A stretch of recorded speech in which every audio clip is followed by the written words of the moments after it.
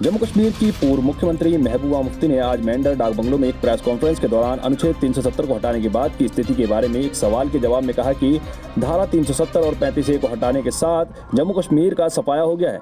बेरोजगारी खतरनाक स्तर पर पहुंच गई है। पढ़े लिखे युवा नौकरी की तलाश में पागलों की तरह भटक रहे हैं। अवसर खत्म हो गए हैं। देखें पूरी खबर विस्तार से। ABD न्यूज के लिए संवाददाता खुशहाल बानी की यह रिपोर्ट।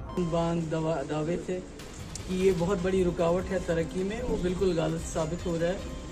एक तो पहले ही लोगों की पगड़ियाँ उछाली गई, लोगों का तशख़्ख़ुस छीना गया, और उसके बाद जो तरक्की का ढोंग ये मचा रहे हैं, बता रहे हैं। मुझे कहीं भी जितने भी लोग मिले शिकायतें हैं, हमारी सड़कों का हाल बहुत बुरा है, बिजली का हाल तो उससे भी ज़्यादा बेहाल है, और बेरोज़गारी सबसे बड़ी चीज़ है। कि पहले तो जैसे आपको याद होगा मुफ्ती साहब के टाइम में रहबर तालीम टीचर लाखों की तादाद में हमने एम्प्लॉय किए थे, उसके बाद रहबर सेहत, रहबर ज़राअत, आज तो कुछ भी नज़र नहीं आ रहा है। यहाँ तक कि जो बॉर्डर्स पे बटालियंस बनती थी वो भी बिल्कुल बंद हो गया है। यहाँ के लड़के मैं पुंछ में भी देखा, सुरनकोट में भी देखा कि graduate, post graduate, even PhD लड़के SPO की नौकरी के लिए जाते हैं, उनको वो भी नहीं मिलती है। और हमारी रियासत में 18.5% बेरोज़गारी है, जो मुल्क में सबसे ज़्यादा है, जो बिल्कुल जो पहले के बरक्स है जब 370 था। तो मैं समझती हूँ कि जो 370 ये सिर्फ यहाँ के तशख़्ख़ुस की रखवाली नहीं करता था, बल्कि हमारी ज़मीनों की, हमारी जो नौकरियाँ हैं, हमारे हर चीज़ की ये रखवाली करता था। और बदकिस्मती से अभी तो नौकरियाँ देने के बजाय नौकरियाँ ली जाती हैं। अभी जो आंगनवाड़ी वर्कर्स को उनको बर्खास्त करने की बात हो रही है। आपने देखा जम्मू कश्मीर में कई मुलाजमों को बर्खास्त किया जा रहा है। तो नौकरियां देने के बजाय ली जा रही हैं। और इसके साथ साथ मैं देखती हूँ कि जो यहाँ का जो भाईचारा है, कहीं ना कहीं उस पर भी जो हिंदू मुस्लिम इकट्ठे रहते हैं, उस पर भी कहीं ना कहीं जो कम्युनल जमातों का जो जमावड़ा है वो उस पर भी अटैक करना चाहते हैं। भाई बहनों को आपस में लड़ाना चाहते हैं, गुजर पहाड़ी करना चाहते हैं, कश्मीरी गुजर करना चाहते हैं।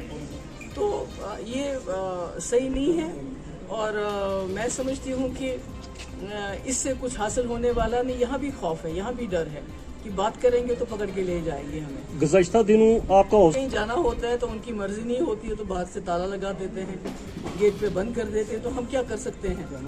आपके पास तो आप ज़बान अपनी इस्तेमाल कर सकते हो, अपना कलम इस्तेमाल कर सकते हो, बाकी तो प्रोटेस्ट का तो सवाल ही पैदा नहीं होता है। अभी आप मुल्क में देखिए, जहाँ बदतर से बदतर हालात भी हैं, वहाँ भी लोग आके प्रोटेस्ट करने का हक है उनको।